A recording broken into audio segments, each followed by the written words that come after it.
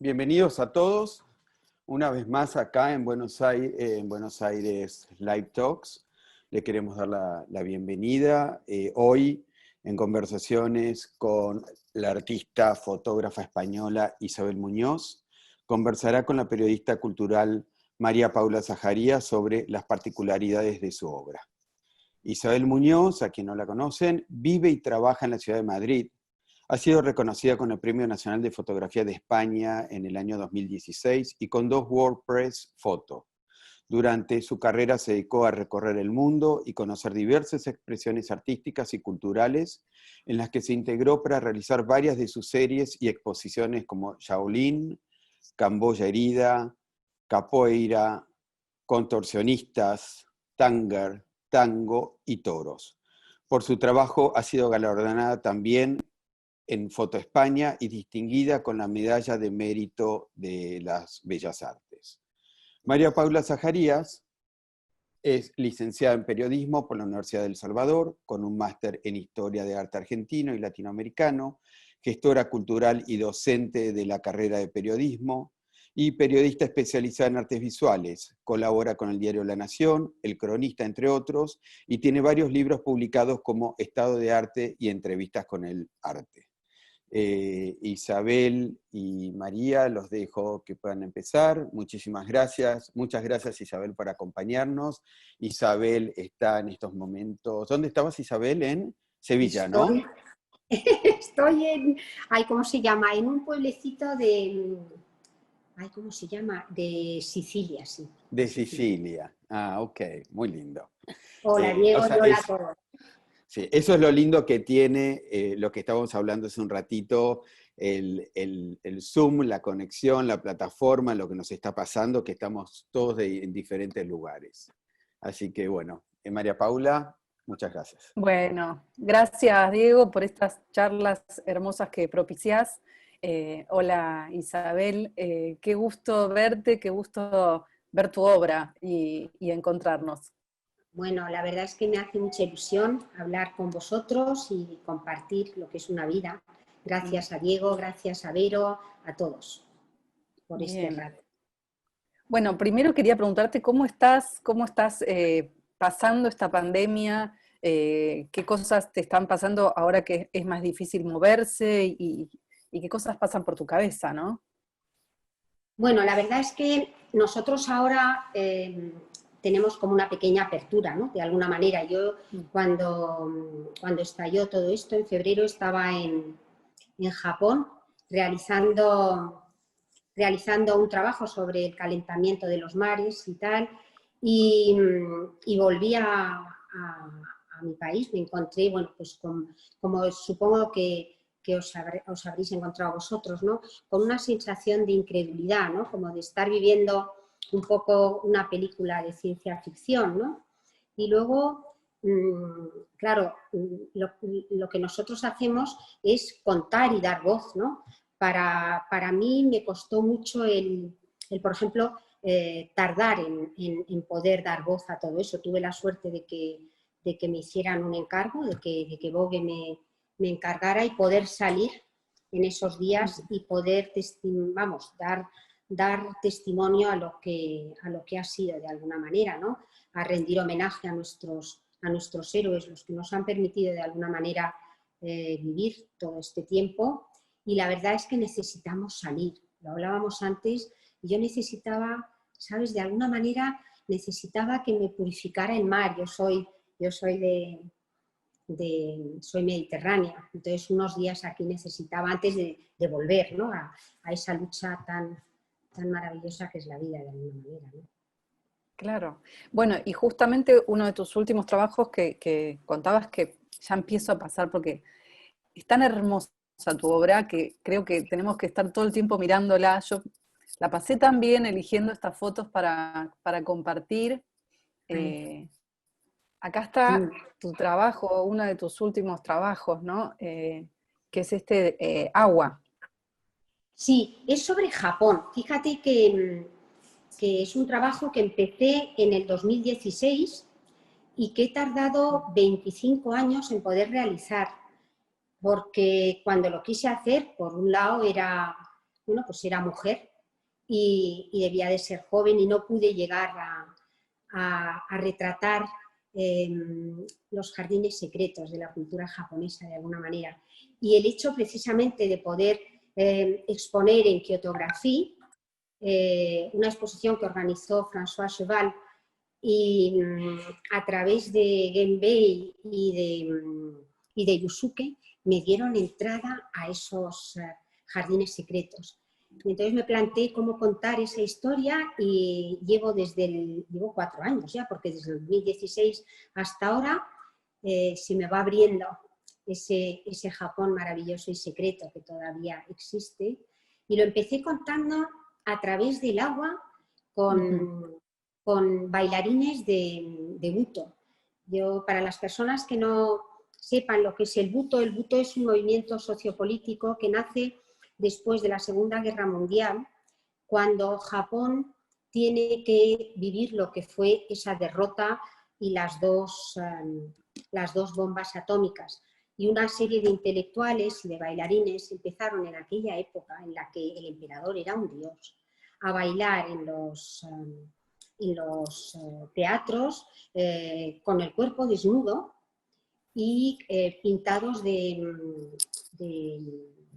¿cómo se llama?, de cenizas, ¿no? Y era una forma de canalizar el dolor que tenían que vivir, de esa vuelta al vientre materno, y es lo que me hace intentar contar lo que es la creación del mundo japonés a través de su mitología, que luego te das cuenta que las mitologías, cambiando los nombres, tienen mucho que ver, ¿no?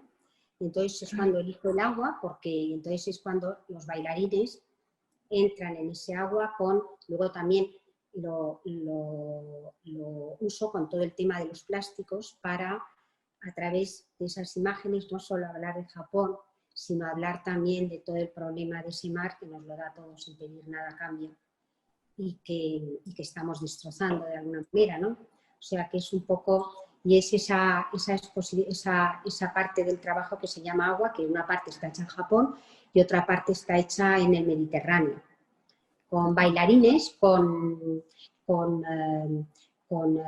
se llama?, gente que tiene una conciencia, que luchan por los derechos del mar, y con abogados, con periodistas, con muchos personajes, pero esas imágenes que tú has encontrado son las de Japón, es un bailarín de Buto.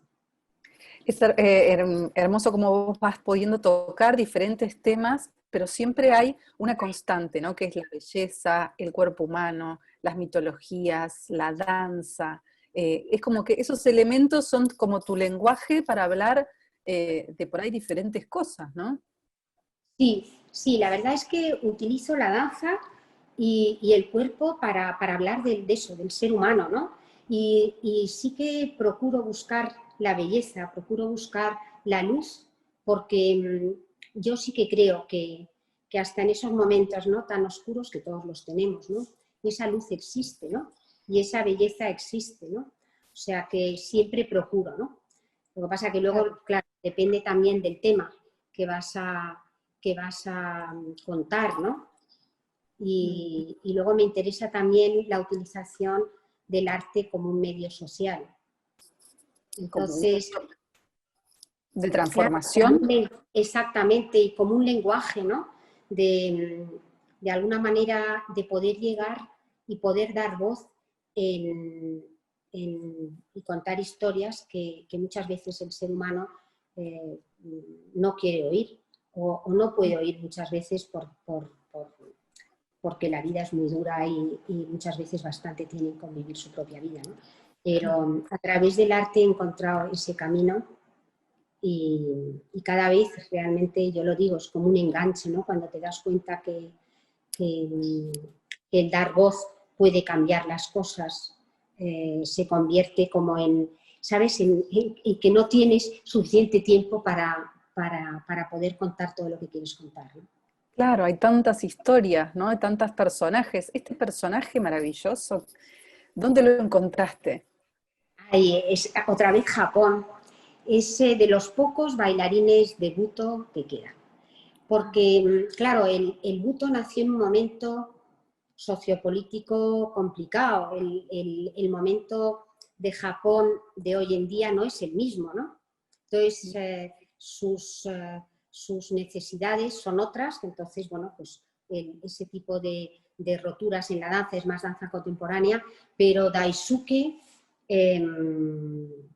es de los que quedan, porque hace poco además murió uno de ellos. O sea que, pero bueno, y realmente es curioso porque nosotros pensamos que estamos muy alejados de esa cultura fascinante que es la cultura japonesa, ¿no?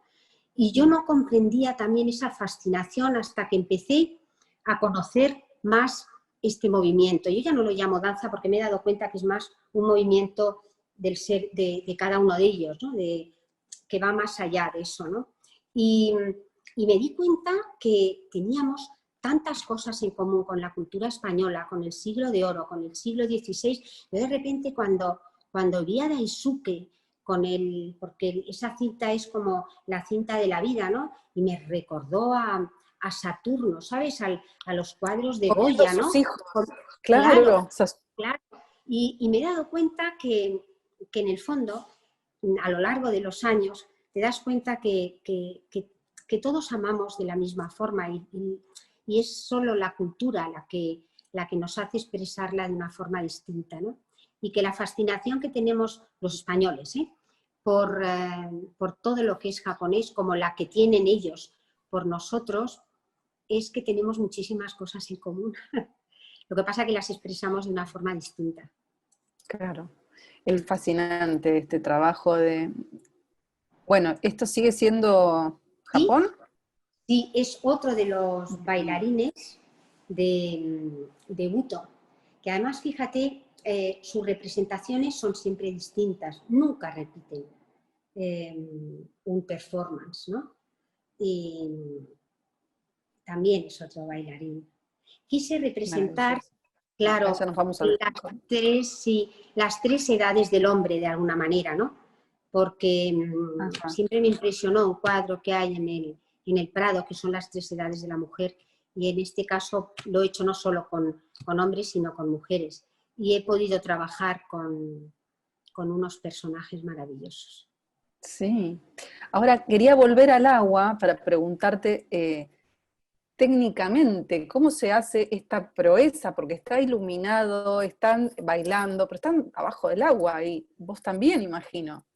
Sí, ¿sabes lo que pasa? Que es curioso, la fotografía me ha regalado tanto, porque yo estoy debajo del agua, ¿no? Y claro, he descubierto lo que es ese mundo, ¿no? Lo que es la sensación de ingravidez. Tienes que aprender no solo, claro, a estar debajo del agua, sino también a fotografiar debajo del agua. Pero yo lo que hago es que como yo no soy una fotógrafa precisamente de submarina, Uso. claro, lo que hago es que utilizo mis conocimientos y mi forma de ver y los aplico debajo del agua, ¿no? Y en este caso, a mí esa foto me gusta mucho porque habla para mí de amor, de sensualidad, ¿no? Y te das cuenta, también habla de ese mar, y luego te das cuenta que es un plástico. Ese plástico es el plástico que se utilizan en el Mediterráneo y en muchos, yo diría en todos los países, ¿no? Y que luego acaba, en este caso es en los plásticos que utilizan para recoger aceituna, que luego acaban todos en el mar y acaban siendo ríos de plástico, ¿no? Y sin embargo es curioso como la fotografía, que les pasa también a los peces, si te das cuenta, podría ser un tul. Y a los peces les pasa con los plásticos, que ellos no son capaces de distinguir el plástico, y el plástico acaba siendo también como una trampa, ¿no? Una trampa mortal para ellos, ¿no? Pero a mí esa foto me gusta de una forma especial. Además, fíjate, yo otra de las cosas que aprendí, gracias a a un director de teatro en una de mis primeras exposiciones, es que la fotografía no miente y habla de sentimientos, ¿no? Entonces, esa foto habla de amor y además es que fue una sesión preciosa porque es una pareja que se aman y de alguna manera a mí me lo transmiten, ¿no? Entonces me gusta que la hayas elegido porque hablas de eso, ¿no? Del calentamiento climático y de cómo tenemos que cuidar lo que es fuente de vida de alguna manera, ¿no? Cierto, sí. Bueno, acá seguimos con estos cuerpos que en su mayoría son cuerpos que hasta en los animales parece que tus fotos tienen sensualidad los cuerpos, ¿no? No hay cuerpos feos ni cuerpos lindos, sino que son todos cuerpos vivos y sensuales, ¿no? Pero es que yo creo que el cuerpo en sí no hay un cuerpo feo, ¿sabes? Somos nosotros que al mirar, ¿sabes? Pero sí que he encontrado, porque el cuerpo habla de nosotros de alguna manera, ¿no? Y es una forma también de hacer retratos. El cuerpo me da muchas... Ya te digo, fíjate, cuando fotografiaba a ese bailarín, que además tiene 80 y tantos años, ¿sabes? Y piensas, Dios mío, ese cuerpo, las horas que habrá amado, ¿sabes? Las historias que te cuentan, ¿sabes? Pero sí que es verdad, es curioso porque hasta en los animales vas buscando. Es que en ese caso los caballos que me has enseñado, si te das cuenta, es que no podemos negar de dónde venimos. Yo lo descubrí cuando hice el trabajo sobre los primates, ¿no? Pero Álbum de familia. sí, álbum de familia, pero por ejemplo con los caballos, ¿sabes? Que es curioso porque estoy haciendo una búsqueda sobre la prehistoria, pues siempre vamos a los orígenes, ¿no? Y te das cuenta la cantidad de... Bueno, el caballo estaba allí hace cientos de miles de años, ¿no? Y cómo tiene ese poder terapéutico o en este caso los ¿cómo se llaman? Los caballos estos blancos, los unicornios, por Ah, ejemplo. sí. No, y ahora incluso, fíjate, este verano he estado viendo el poder, ya no solo terapéutico para niños autistas y tal, sino el poder que tiene también el caballo de curar la violencia, ¿no? Los caballos son muy especiales. A mí, vamos, Sí. me hablan de muchas cosas. Pero me ha encantado lo que dices porque es verdad, es una de las cosas que me gusta, ¿no? Convertir la piedra en piel, la piel en piedra, ¿sabes? El cuerpo de un caballo en el cuerpo de una mujer o el cuerpo de... ¿Sabes? Eso me interesa porque es parte, no sé, es algo interesante a mí, por lo menos, como la ambigüedad y muchas cosas, ¿no? Sí. Y acá el retrato de la persona por ahí es en una parte del cuerpo. Hay muchos retratos de manos, retratos de torsos. El cuerpo no solo en su totalidad, sino que como una parte del todo, digamos. Sí, porque depende, ¿no? En este caso es otro tema, en este caso es una de las tribus que viven de espaldas al progreso y esto es un rito de fertilidad, ¿no? Pero normalmente me gusta, depende, ¿no? De lo que voy a contar, ¿no? Pero yo creo que las imágenes las termina el espectador, ¿no? Y cuando estás hablando, por ejemplo, ¿no? Pues de sensualidad o ese es el mensaje de alguna manera, el hecho de que no hayan ojos, porque los ojos no mienten nunca, ¿no? Entonces, cuando tú estás fragmentando esa idea, esa imagen de alguna manera, tú puedes poner el ser amado o el ser que, ¿sabes? Entonces, me gusta esa fragmentación para que sea el otro el que termine esa imagen, ¿no? Pero ahí se me había ido la imagen. Sí, y veía que también el tema de la danza es otro de tus recursos, como que el cuerpo siempre está en movimiento, ¿no? Y descubrir eso que pasa, la transformación que viven los cuerpos cuando bailan, el ritmo que sea, porque te has ido a buscar ritmos por todo el mundo. Sí, la verdad es que es curioso lo que es el destino, yo creo en el destino. A mí me encanta la danza, ¿no? Y me hubiera ¿Qué bailás encantado. vos, Isabel? Pues yo, pues mira, me encanta el tango además. No Ah, bailo, a mí me hubiera encantado ser bailarina, lo que pasa que de pequeña no me dejaron. Y te das cuenta que lo que está en tu destino está marcado, ¿sabes? Y luego no bailas, y, claro, no bailas en un teatro de alguna manera, ¿no?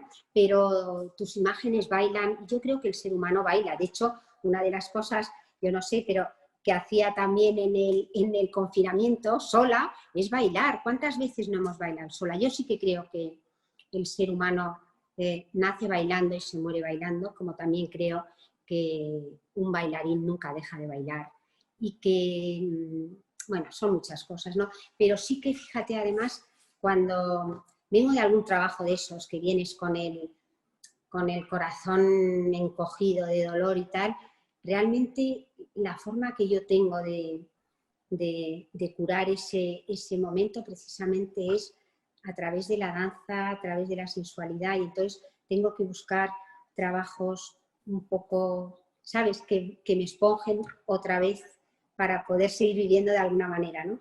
Pero sí, la danza está muy presente siempre. hermoso.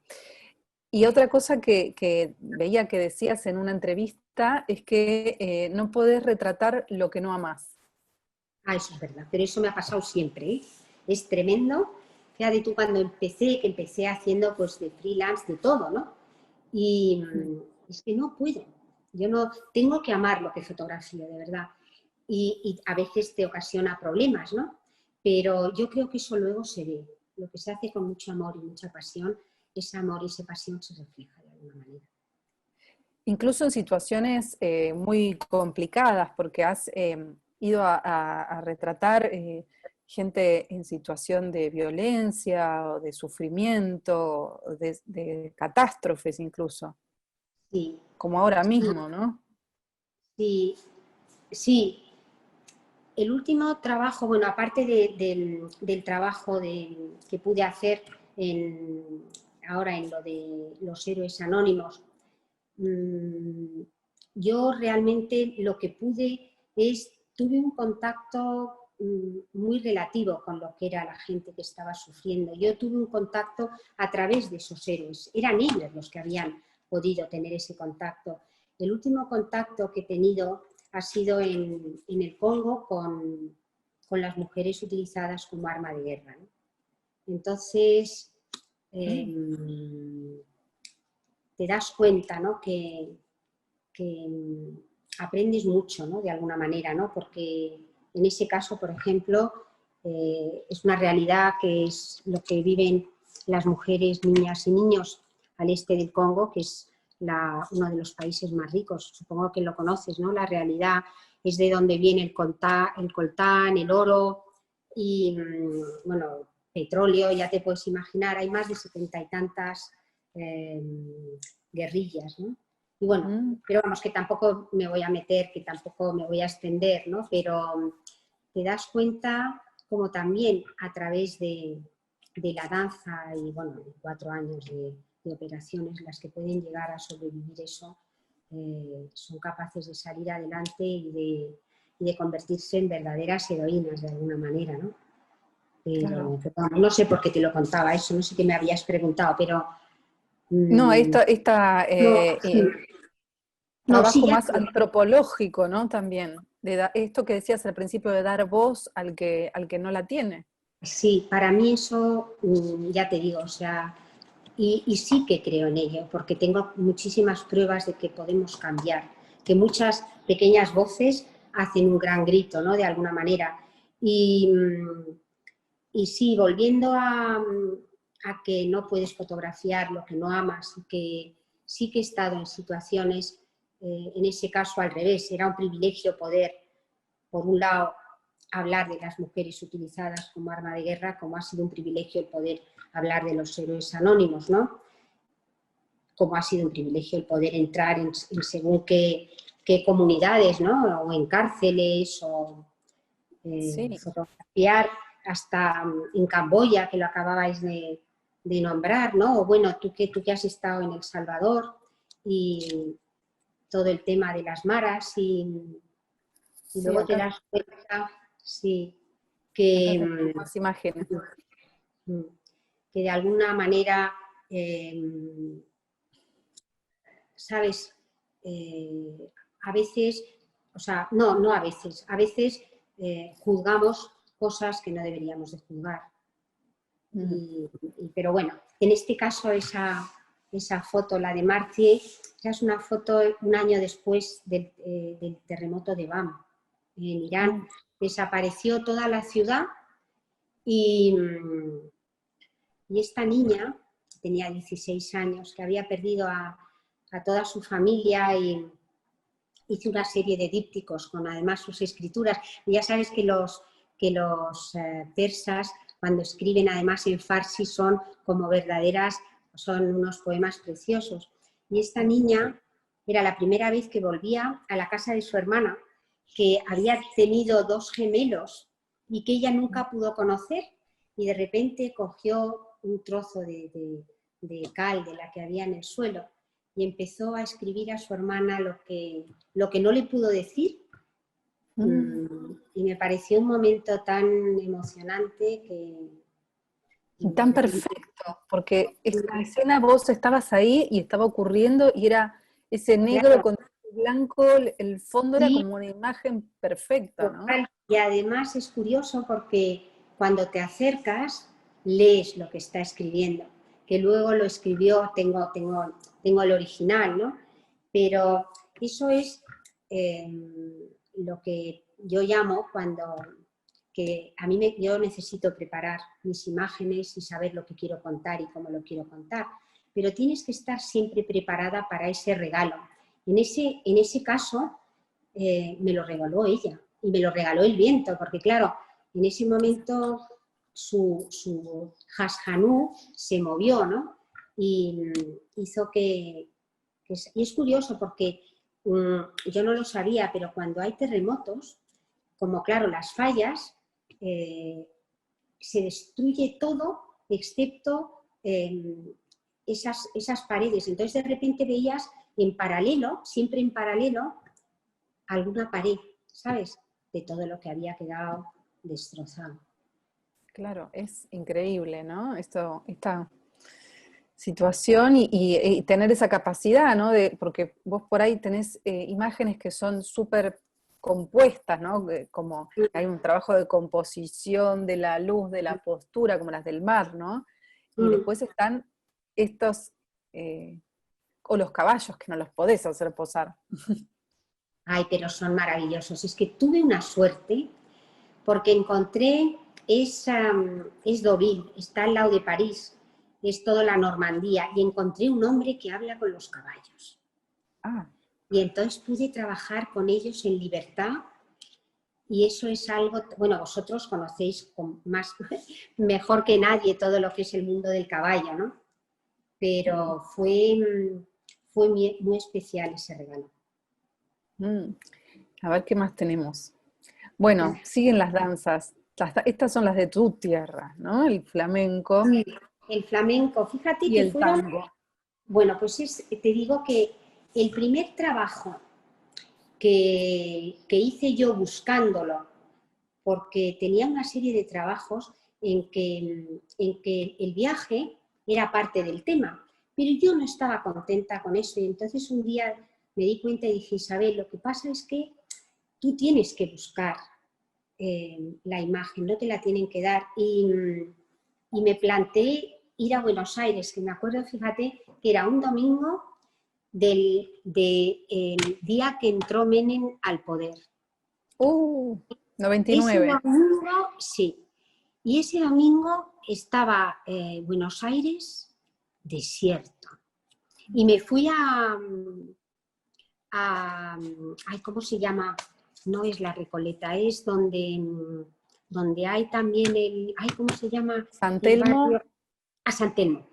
Y entonces oigo ¿cómo se llama? El tango, que luego me enteré que era una milonga, preferido de mi madre. Y allí fui, y ahí me encontré con una pareja maravillosa que me introdujo, hice el primer trabajo, que además se expuso en París en el mes de la foto y es lo que me permitió bueno, pues que mi trabajo se conociera fuera de España. O sea que tengo una relación muy especial con todo lo que es el tango.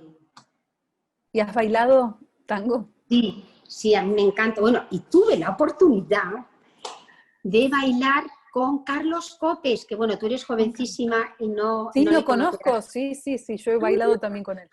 Bueno, aquí es maravilloso. Bueno, cómo y usa un perfume muy especial. Yo me acuerdo que me quedé tan flasheada después de bailar con él que no me lavé Que se las te quedó manos pegado. toda la noche para seguir oliendo el olor de Carlos Copes, no te lo pierdas. Pero Sí. sí, sí, me encanta bailar y bueno, bailaba además todos los jueves, bailaba, lo que pasa que bueno, últimamente no tengo tiempo, pero sí me encanta bailar. Claro, qué lindo ese Mm. trabajo. Bueno, acá volvimos a Japón. Sí, y es Taketeru Kudo, Ujú. que además, fíjate, tuve la gran suerte porque empiezo también a hacer no solo imagen, sino no tengo suficiente con la imagen fija, sino que empiezo a hacer instalaciones de vídeo y de sonido, ¿no? Y en la exposición del Premio Nacional tuve la suerte de que la comisariaran François Cheval y Audrey Wajot, y se hizo una exposición y un libro, La antropología de los sentimientos, volviendo a lo que tú me comentabas, y vino a bailar y además le pude enseñar el Prado, que tenía tantas ganas de que viera cuál era esa unión tan grande que veía entre lo que ellos hacían. Y, y bueno, y luego a la izquierda verás que es un cuerpo y eso se llama fundoshi y es la ropa interior que llevan tanto los hombres como las mujeres debajo Ah, de, debajo de sus kimonos, que mirá, si te das cuenta viene de la época primitiva, porque es lo que llevan los indígenas también, de alguna manera, ¿no? claro. Sí, sí, Mm, mm, sí. mm. Qué No, bárbaro. y fue precioso que Taquetero pudiera hacer ahí una instalación en Tabacalera. Y Y luego, tiene que ver con esta serie, ¿no? esta es otra serie porque llevo muchos años investigando sobre lo que es el dolor, ¿sabes? Esa línea tan, tan fina que hay entre el dolor y el placer y el misticismo en las distintas religiones, ¿no?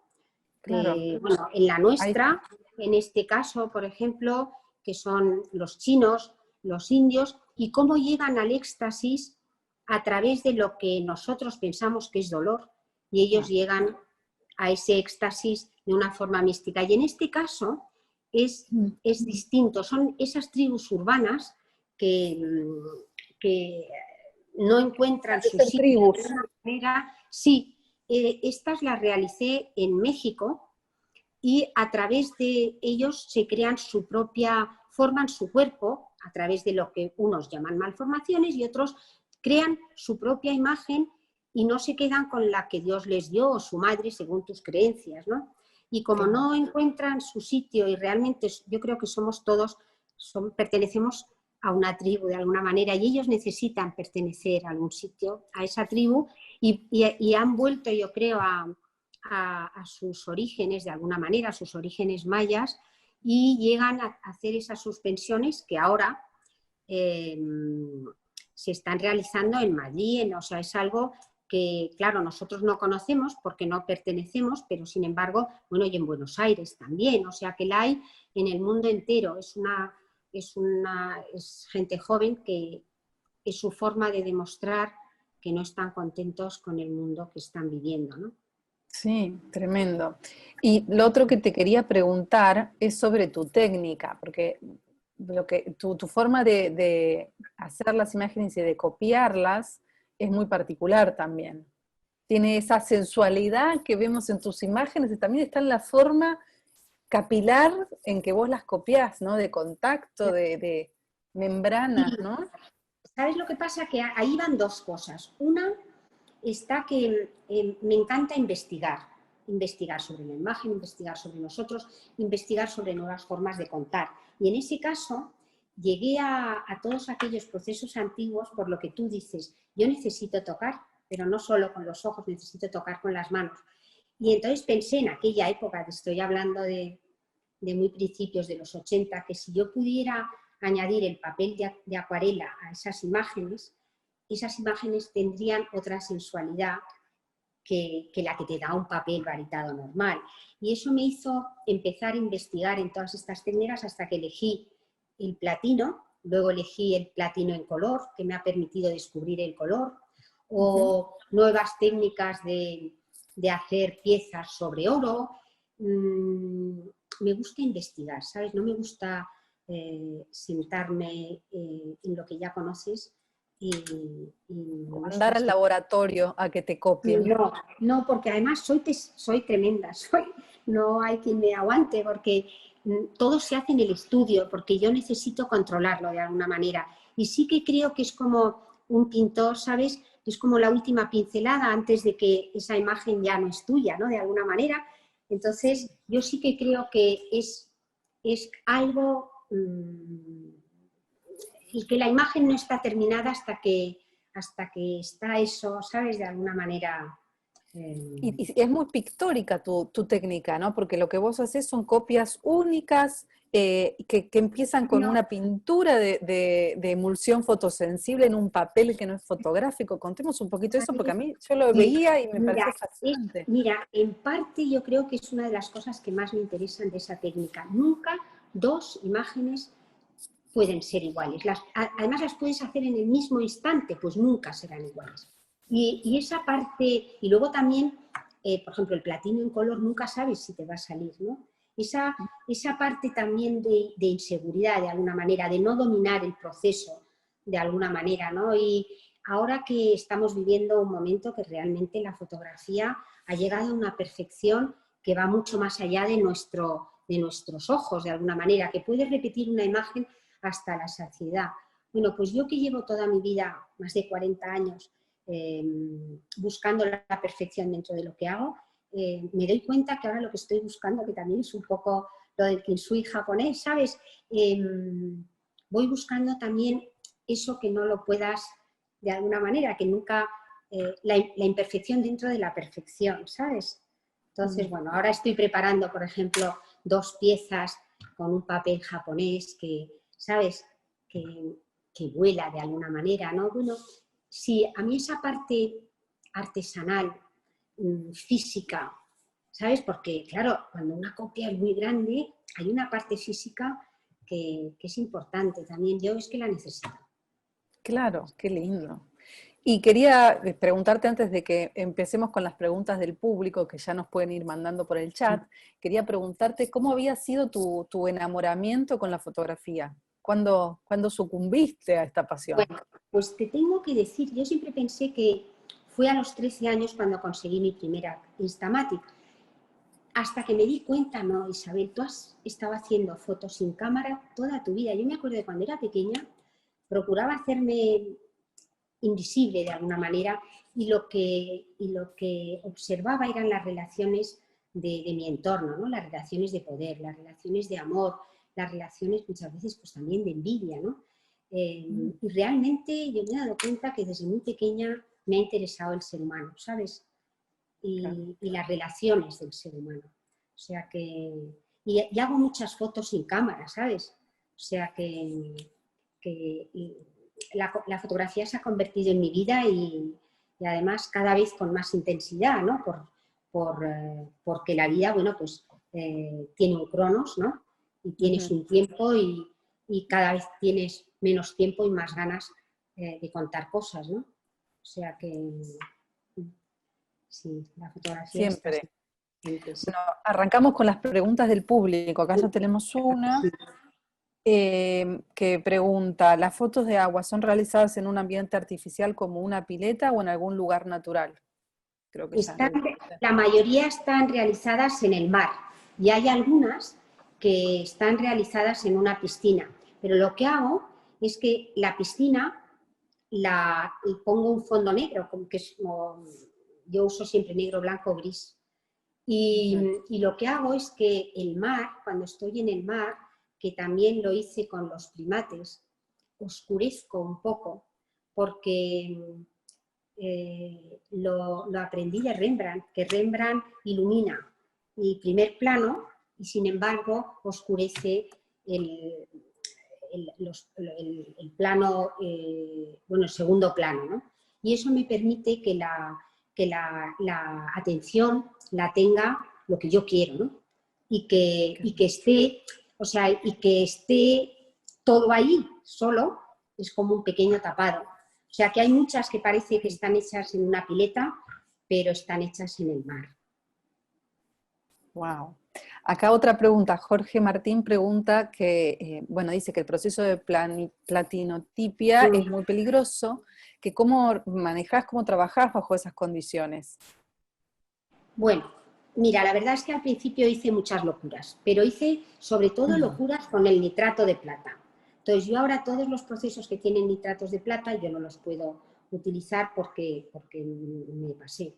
Pero sin embargo, el platino no tiene ese problema, porque lo que tienes que hacer es, tú te pones guantes y te pones, yo no me pongo mascarilla, pero lo que me pongo son guantes, o sea que no es, si te pones guantes no hay problema. Y luego todos los productos que utilizas son sales, o sea que si tienes precaución de no respirar el polvo y no lo haces en spray, que eso es la locura que hice yo con el nitrato de plata, no tienes ningún problema, ¿eh?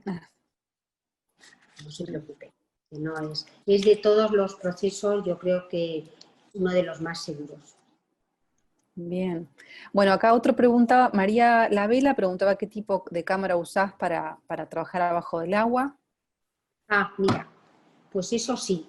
Mira, utilizo una Canon y luego lo que sí que es importante es el housing, o sea, como si dijéramos la carcasa. La caja. Y luego, claro, la caja, porque, claro, el problema es que el agua ya es como una pantalla, ¿no? Entonces, necesitas, yo siempre digo, utilizar, según tus medios, la mejor cámara que puedas, ¿no? Pero en el agua es todavía más importante, ¿no? Porque necesitas una buena carcasa y luego lo que llaman el dome, que es como una cúpula, se llama cúpula, es verdad, que también tiene que ser buena, ¿no? Entonces, utilizo una carcasa Isota, que es una marca además italiana, que es igual que hay, ¿cómo se llama esta otra? Que es carísima, pero que es igual y no es tan cara, pero desde luego la última Canon, que no me abandona nunca y que te enfoca y que, ¿sabes? Eso sí que es importante porque de eso depende la calidad de tu imagen. Y luego también de la iluminación, ¿sabes? Claro. Bueno, acá hay otra pregunta de alguien especial, que es Blanca Berlín. ¿Cómo estás, Blanca? Ay. Acá pregunta si podrías hablarnos de tus nuevos proyectos todavía en Japón, de Shibari, Yakuza, Bajo el Hielo, y si pensás que quedan temas por explorar o ya estás con Japón. Ay, Blanca, hija, ¿cómo me conoces? Es que yo no tengo medida, ese es uno de mis problemas, de los muchos problemas que tengo. Y podría estar, porque además tú conoces Japón, o sea, es que Japón es que no se agota.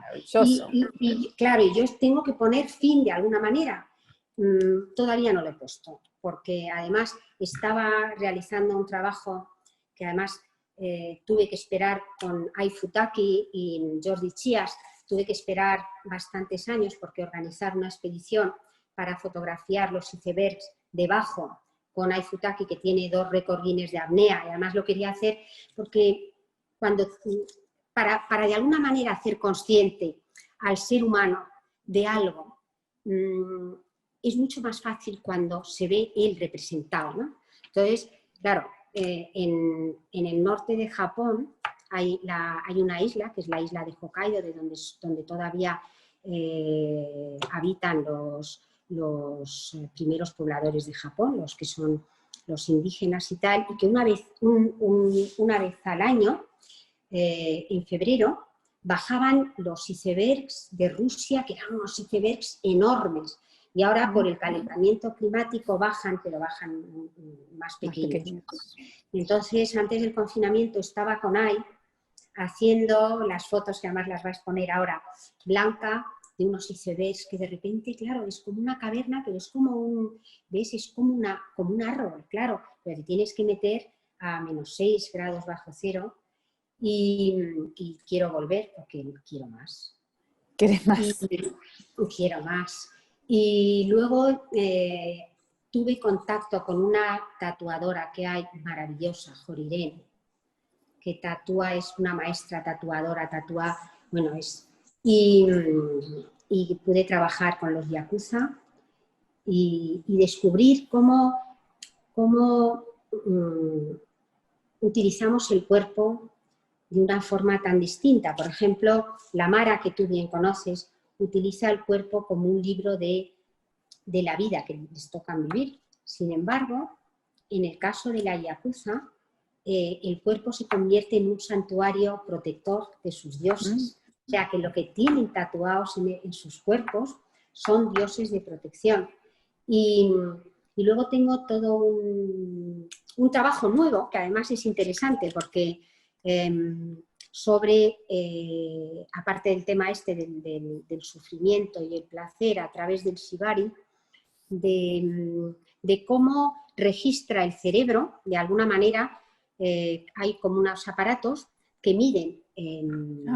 Había un autorretrato tuyo con todos esos cosos puestos. Sí, bueno, pues eso fue en el Congo por un tema de cómo tratan la locura, ¿no? Pero con esa idea, estoy haciendo unos experimentos también de autorretratos, no solo en este caso el autor, que es el fotógrafo, sino también del otro actor, ¿no? Del personaje que está en el shibari en este caso, o que pienso hacer en un futuro con unos temas de las cuevas prehistóricas, ¿no? Y que es un poco qué sentimos, qué registra nuestro cerebro ante los distintos estímulos. Los puedes tener al admirar una obra, la Gioconda, o los puedes tener también qué sientes tú o qué sienten ellos, ¿sabes? De alguna manera y poder hacer unas... Pero bueno, que nada, que todas esas cosas, que tengo muchas ganas de volver, aunque cada vez me digo, Isabel, tienes que parar, porque esto no puede ser, pero me seduce tanto Japón que no puedo. Y Japón es fascinante, fascinante. Acá hay otra pregunta de un espectador que está viéndolo por YouTube, porque esto también está saliendo en vivo por YouTube, Bien. y pregunta, ¿qué te gustaría fotografiar y no has podido? ¿Cuál es tu deseo fotográfico pendiente? Pues mira, uno de ellos precisamente era Japón. Por eso yo nunca abandono. Y yo creo que siempre que se sigue algo lo acabamos consiguiendo de alguna manera. Estaba a punto de conseguir otro de mis gestos, que era fotografiar el sumo. Ah, qué lindo. El sumo que no había podido, pero bueno. Y luego tengo un sueño que es, hablando también del calentamiento climático, ir por un lado a la Antártida, pero al Ártico porque me apetece fotografiar las ballenas blancas con ahí debajo, ¿sabes? Porque están en peligro de extinción, ¿no? Y es una forma de hablar de muchas cosas. En este caso están en el Ártico o en la zona de Canadá, pero eso todavía no he podido. Pero espero poder hacerlo mientras que físicamente pueda, porque esa es otra cosa. Meterte a -6 grados, pero sí, esas dos cosas todavía, pero lo voy a conseguir, ¿eh? Estaba a punto de conseguir lo del sumo, fíjate, ¿eh? Mira, pandemia. Pero lo conseguiremos. Seguro que sí. Y acá hay, Lili Pop pregunta, partimos de este deseo, ¿no? Empieza el deseo imposible. Dice, ¿cómo haces el inicio de tus temas si haces una investigación? Y después antes también preguntaba, después cómo haces la producción, si sos vos misma la que hace la gestión de los lugares, la que financia la producción, un poco cómo vas desde el deseo hasta la foto. Claro, esa es una buena pregunta, porque, claro, todos los deseos son distintos de alguna manera, ¿no? Y hay veces que tu deseo coincide con un encargo, que eso es el sueño dorado, pero Claro, lo normal es que sean producciones propias, ¿no? Y, y entonces, bueno, cada viaje es distinto, o sea, cada viaje es un reto contigo mismo y es un reto con lo que tienes que contar, porque además lo tienes que hacer lo más rápido posible, pero yo procuro documentarme al máximo, porque además hay temas logísticos, ¿no? Pero también hay temas cognitivos que tienes que conocer para luego plantearte cómo lo vas a contar de alguna manera, ¿no? Pero y luego yo me he dado cuenta que me dejo seguir mucho de la intuición. A mí la intuición, toco madera, que aquí no hay mucha, pero... no hay. Yo toco acá. pero la intuición a mí no me ha fallado nunca, ¿no? Y entonces la vida también te va dando, pues de repente en Japón, ¿no? Pues conoces iba buscando a Materasu, la diosa de la luz, y de repente pues me encontré con Ai Futaki, que es la que luego te va abriendo, o con Claro. Genbei-san, ¿sabes? O sea que luego, pero tú tienes también que saber, porque muchas veces yo nunca trabajo con fixer, ¿no? Y muchas veces también te puedes equivocar, me he equivocado muchas veces, ¿no? Pero no hay una regla y lo normal es que sea producción propia, pero aún con producción propia se pueden realizar cantidad de cosas. Bien, y acá hay otra pregunta más de Mariano Basavilbaso que dice que cómo sentís la mirada fotográfica europea sobre Asia o América, cómo sentís que se representa. Bueno, yo creo, fíjate tú, a mí me gustaría, fíjate además, que la foto esa, la que tú viste precisamente habla de eso, ¿no? Yo me gustaría hablar no solo de la mirada fotográfica, sino la mirada en general, ¿no? Yo creo que precisamente tenemos que tener mucho cuidado, ¿no? Porque la mirada, que ya lo dice, es tu mirada sobre algo que por mucho que tú creas, no conoces de verdad, ¿no? Entonces, son miradas y hablamos muchas veces con mucha ligereza de cosas que realmente conocemos poco, ¿no? Entonces, no sé si eso te contesta, pero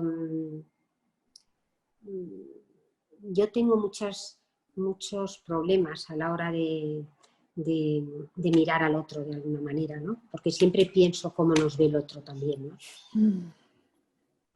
Claro, es un encuentro, Claro, la fotografía siempre es un encuentro, eso sí que me gusta, ¿ves? Es un encuentro y a mí me gustaría que fuera como un encuentro con complicidad, ¿sabes? Claro. Cómo vas descubriendo tú al otro y cómo se te da el otro, ¿no? Porque como vayamos con ideas preconcebidas nuestras, claro, culturalmente somos bastante diferentes. En este caso, por ejemplo, bueno, sobre todo el tema cultural, el tema de África o del propio Japón. ¿Cómo invadimos? ¿Sabes? Porque en el fondo somos bárbaros para ellos, ¿no? Y cómo, o sea que es algo...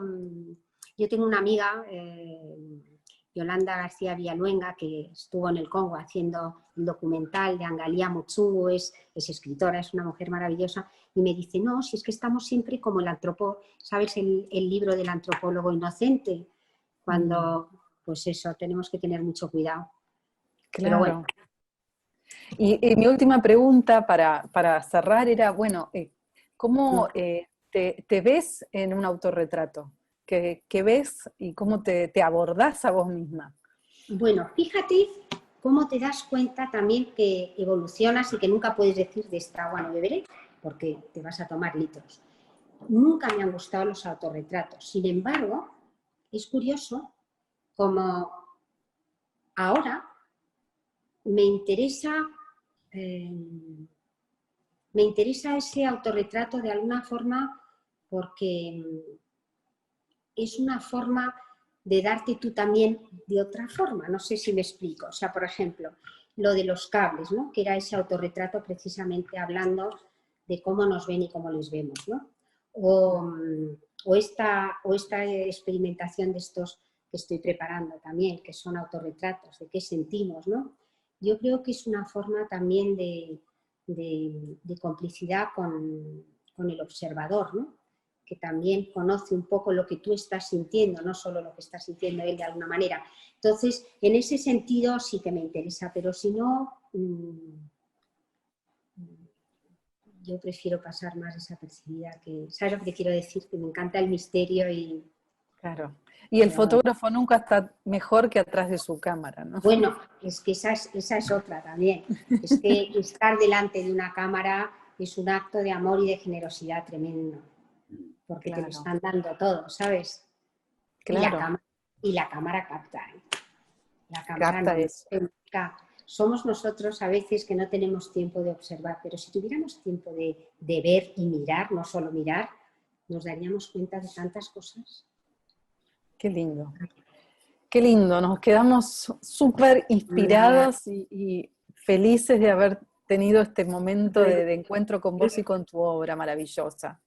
Pues he disfrutado muchísimo contigo, que lo sepas, lo sabía, porque ayer cuando estuve hablando contigo y te he visto antes y tal, con otros compañeros y eso, y nos haces disfrutar, porque nos haces porque yo amo mismos de una... Sí, se nota.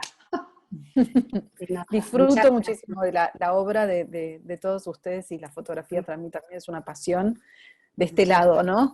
Así que feliz, muchísimas gracias. Y bueno, gracias Diego, a todos, María Paula, a Diego, a Vero, a todos, a los dos Franciscos, por dar a conocer y acercarnos a tantas personas, ¿no?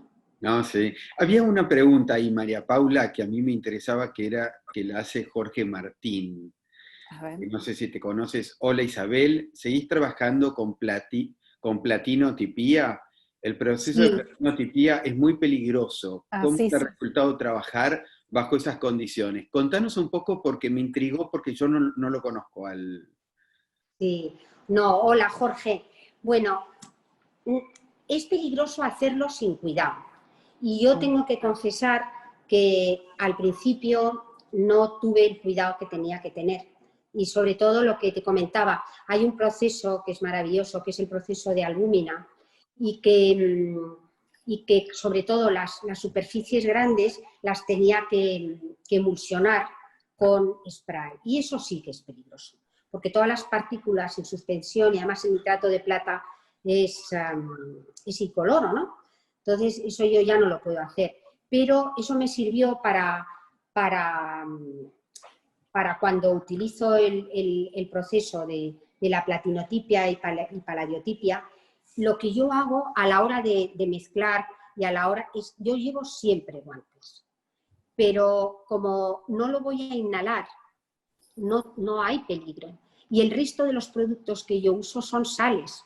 O sea que si se trabaja con cuidado, con guantes, Jorge, no tengas ningún cuidado, no pasa nada, ya está bien. Ya vas, mira, te voy a decir que yo siempre lo digo, pero el día que me muera, pues seguro que como tendré muchos metales en el cuerpo de alguna manera, pues a lo mejor mi tumba se ilumina por las noches, no, pero que no se preocupe, que no pasa nada. Con cuidado no pasa nada. No, hombre, es laborioso y luego ahora el problema que hay, que es un horror, es que como se utiliza desde la Primera Guerra Mundial se empezó a utilizar como para fabricar armamento, pues se ha disparado y llegará un momento que no podremos hacer ni paladiotipos ni platinotipias por un tema de precio. Pero con cuidado no hay problema. O sea que, adelante. Adelante. Y después, para cerrar, bueno, yo quiero destacar que estás preparando, para que todo el mundo, para que toda la audiencia sepa, que estás preparando la muestra que vas a realizar ahora en el mes de septiembre en la Galería de Blanca Berlín, para la semana de apertura. Va a ser la misma semana que vamos a estar con la feria, con Buenos Aires Foto, con la plataforma virtual, así que me gustaría, vamos a ver de qué manera podemos mostrar la muestra en persona, no en persona, sino a través de un video que vayas a realizar por ese lado. Diego, muchísimas gracias. No, Blanca, que ya sabes que lo organiza todo de maravilla, ya lo ha organizado para, una vez que esté todo colgado, ¿sabes? Ahora haces un paseo virtual real, porque Claro. las fotos se van a ver allí. Y luego se va a abrir también en primavera, abre François Cheval el centro de fotografía en Mougins, que está justo al lado de ¿cómo se llama?, de Cannes, que es donde murió Picasso, y lo abren y ahí se va a ver todo Japón. O sea, qué lindo. va a ser una buena exposición. Bueno, y agradecerte tu generosidad, las historias maravillosas que contaste, lo aventurera que sos, tu pasión por la fotografía que lo transmitís, porque también alguien había hecho un comentario, María José había hecho un comentario que decía, una adicta con la empatía desarrollada. O sea, es lo que transmitiste, realmente fue realmente maravilloso. Te quiero agradecer que nos hayas acompañado. Yo ahora me muero de ganas de estar en España para poder comer un día contigo, ojalá sea en septiembre, si Dios quiere. Y bueno, sí, agradecerte y gracias María Paula. Y gracias a toda la audiencia que nos está acompañando, y ya la semana que viene, el martes 1, lanzamos la feria virtual. Y vamos a seguir con nuestras conversaciones. Muchas gracias a todos. Bárbaro. Muchas gracias, hasta luego. Gracias, adiós.